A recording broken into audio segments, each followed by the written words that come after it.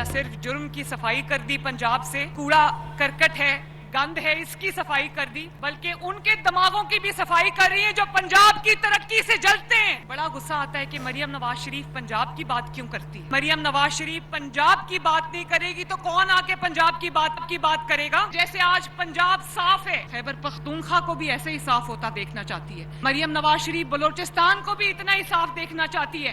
مریم نواز شریف سندھ کو بھی اتنا ہی صاف دیکھنا چاہتی ہے۔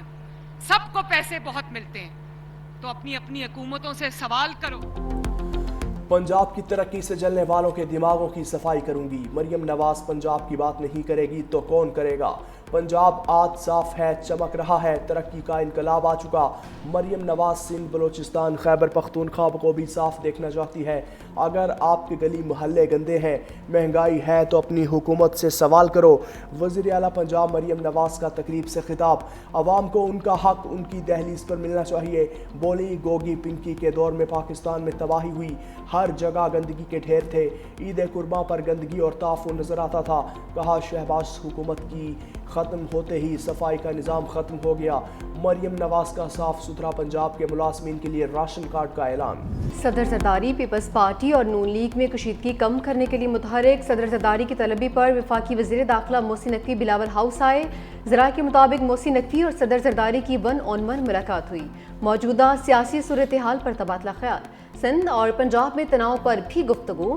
صدر مملکت کی وزیر داخلہ کو موجودہ صورتحال میں کردار ادا کرنے کی ہدایت۔ وزیر اعلیٰ پنجاب کے بیانات کے معاملے پر محسن نقوی کل وزیر اعظم سے ملاقات کریں گے۔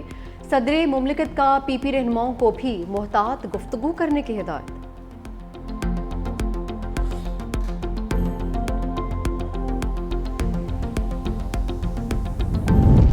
وزیر اعلیٰ پنجاب معافی کیوں مانگیں؟ سندھ حکومت کی طرف سے بہت معافیاں ادھار ہیں۔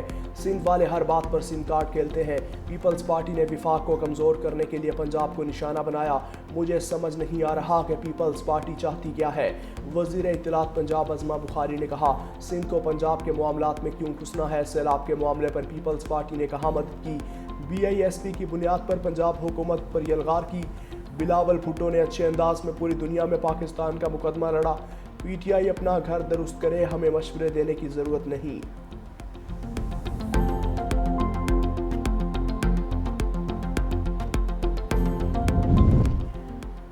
پیپلز پارٹی آپ کی اتحادی ہے، غلام نہیں۔ اپنے گھر کی لڑائی کو ہمارے سر نہ ڈالیں۔ پیپلز پارٹی رہنما پرویشہ خان نے کہا آپ سے پہلے بھی ایک شخص کو ایک پیج پر ہونے کا گمان تھا، وہ پیج کب پھٹا کسی کو پتہ نہیں چلا۔ آپ کو پھر بھی پیپلز پارٹی کی ضرورت پڑے گی۔ کوئی پارٹی کسی ایک صوبے کو اپنی جاگیر نہیں قرار دے سکتی۔ پیپلز پارٹی کا کوئی بھی عہدیدار یا رکن ملک چھوڑ کر نہیں بھاگا۔ پنجاب حکومت کو شہباز شریف کا وزیر اعظم کی کرسی پر بیٹھنا پسند نہیں۔ وقار مہدی نے کہا کہ پنجاب حکومت بوکھلاہٹ کا شکار ہے۔ سندھ حکومت نے سیلاب کو بہترین طریقے سے مینج کیا ہے۔ پیپلز پارٹی نے کبھی صوبائی تقسیم کا نعرہ نہیں لگایا۔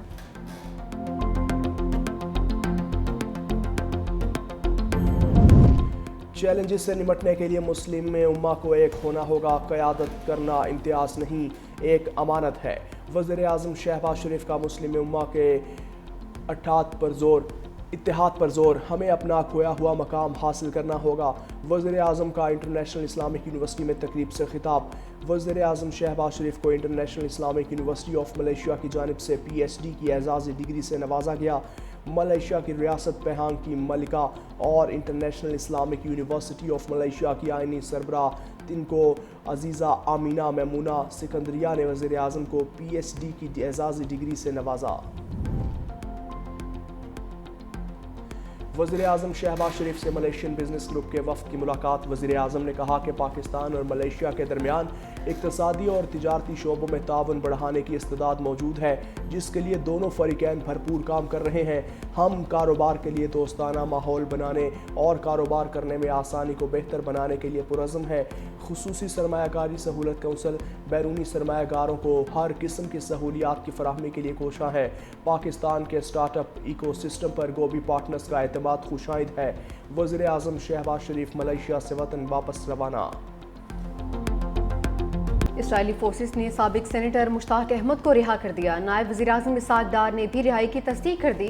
ایکس پر پوسٹ میں لکھا سینیٹر مشتاق احمد کی صحت بہتر اور حوصلے بلند ہیں، وہ اس وقت اردن میں پاکستانی سفارت خانے میں موجود ہیں۔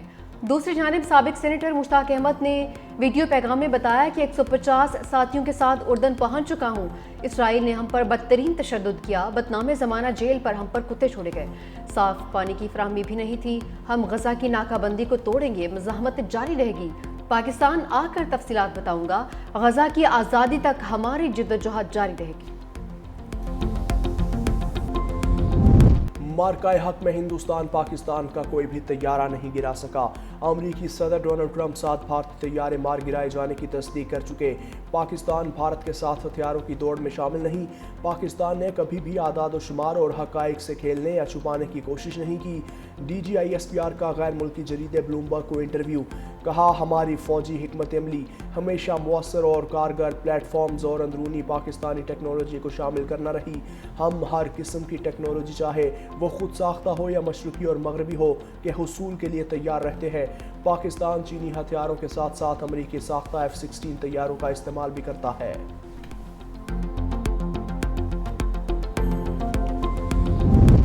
مارکہ حق میں پاکستان کے ہاتھوں بدترین شکست کے بعد بھارتی عسکری قیادت بوکھلاہٹ کا شکار.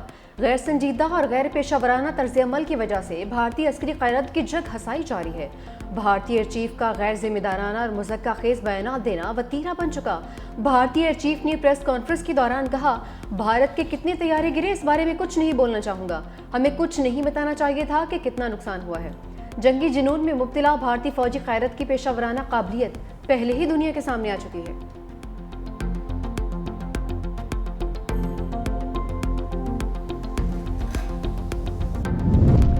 افغانستان کے مسائل پر ماسکو میں بیٹھک. افغانستان میں دہشت گردوں کی موجودگی پر اظہار تشویش. اجلاس میں پاکستان، چین، روس اور ایران کے خصوصی نمائندوں نے شرکت کی. علاقائی امن و سلامتی کے امور زیر غور. اجلاس میں شریک ممالک نے افغانستان میں پائیدار، خود مختار اور پرامن ریاست کے قیام کے عزم کا اعادہ کیا. اجلاس میں افغانستان کو دہشت گردی اور بیرونی مداخلت سے پاک کرنے پر زور دیا.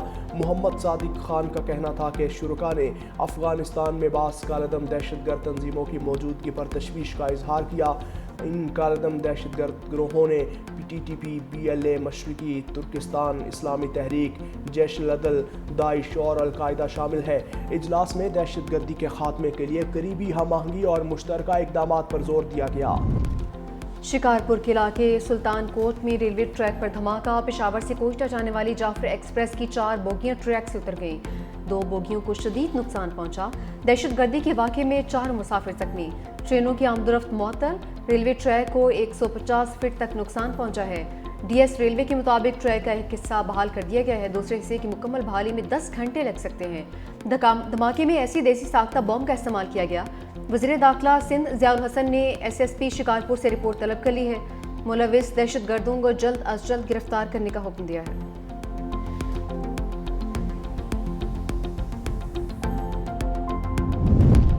IMF کا پاکستان سے پھر ڈو مور کا مطالبہ. کھاد پر ٹیکس بڑھانے، کیڑے مار ادویات پر ایکسائز ڈیوٹی لگانے کا مطالبہ. حکومت نے حالیہ سیلاب کے باعث سے 1 سال کی مہلت مانگ لی. سالانہ ٹیکس ہدف میں شارٹ فال کے تناسب سے کمی کی تجاویز. ٹیکس محصولات میں کمی کو پورا کرنے کے لیے اضافی ٹیکس کی تجویز. پاکستان اور IMF کے درمیان اقتصادی جائزہ مذاکرات جاری. غیر یقینی حالات بیرونی سرمایہ کاروں کا اعتماد متاثر کر سکتے ہیں. علاقائی کشیدگی میں ممکنہ اضافہ معیشت کے لیے خطرناک ہے. حکومت کا برآمدات $34 ارب تک لے جانا کا ہدف. اعداد و شمار IMF سے شیئر کر دیے. جسٹس جہانگیری کیس میں اسلام آباد ہائی کورٹ نے طریقہ کار پر عمل نہیں کیا. سپریم کورٹ آئینی بینچ نے جسٹس طارق جہانگیری کیس میں تحریری فیصلہ جاری کر دیا. جسٹس شاہد بلال نے 5 صفحات کا اضافی نوٹ بھی تحریر کیا. تحریری فیصلے میں کہا گیا کہ ہائی کورٹ کا جج عبوری حکم کے ذریعے عدالتی فرائض سے نہیں روک سکتا. ہائی کورٹ قانون کے مطابق کارروائی آگے بڑھائے. جسٹس شاہد بلال نے لکھا اعتراضات کا حتمی فیصلے کے ساتھ فیصلہ قانون کے مطابق نہیں. اعتراضات کا فیصلہ کیے بغیر کارروائی چلانے کی قانونی حیثیت نہیں ہے. جسٹس جہانگیری کو کام سے روکنے سے پہلے انہیں سنا بھی نہیں گیا.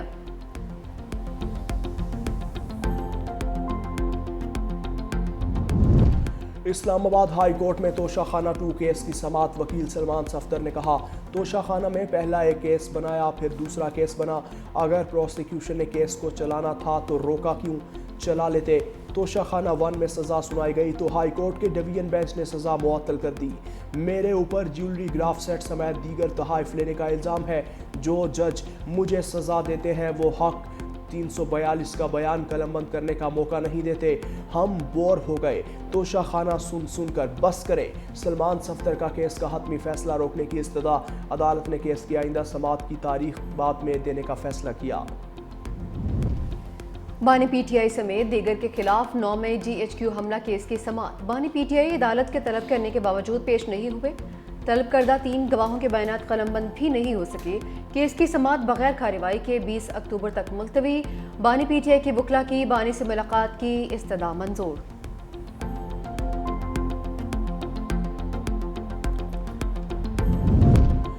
سپریم کورٹ میں 26ویں آئینی ترمیم کے خلاف درخواستوں کی سماعت، عدالت نے براہ راست نشریات کی اجازت دے دی۔ سپریم کورٹ نے لائیو سٹریمنگ کی درخواستوں کو منظور کر لیا۔ کیس کی سماعت کل 11:30 بجے تک ملتوی۔ جسٹس امین الدین خان کی سربراہی میں 8 رکنی آئینی بینچ نے کیس کی سماعت کی۔ وکیل خیبر پختونخوا حکومت نے کہا، ہم چاہتے ہیں کہ کیس کی سماعت کے لیے فل کورٹ تشکیل دی جائے۔ ہر شہری کو عوامی اہمیت کی حامل معلومات تک رسائی ہونی چاہیے۔ جسٹس جمال مندوخیل نے کہا کہ ہمارا المیہ ہے کہ ہم ہر چیز کا غلط استعمال کرتے ہیں۔ ہم نے لائیو سٹریمنگ سے لوگوں کو تعلیم دینا چاہی لیکن ہم ایکسپوز ہو گئے۔ پاکستان کو جدید اور ترقی یافتہ میری ٹائم طاقت کے طور پر اجاگر کریں گے۔ سمندری صلاحیتوں کو عوامی خوشحالی اور علاقائی امن و ترقی میں بدلنا ہمارا عزم ہے۔ وزیر اعلیٰ سندھ سید مراد علی شاہ کی زیر صدارت اجلاس، کہا کہ میری ٹائم ایکسپو سے قبل تمام انتظامات مکمل کیے جائیں۔ میری ٹائم ایکسپو اینڈ کانفرنس 3 تا 6 نومبر 2025 کراچی میں منعقد ہوگی۔ یہ نمائش پاکستان کی سمندری صلاحیتوں کو دنیا کے سامنے اجاگر کرے گی۔ وزیر اعلیٰ سندھ نے کہا کہ پاکستان نیوی کی غیرت اور پیشہ ورانہ صلاحیتوں کو سراہتے ہیں۔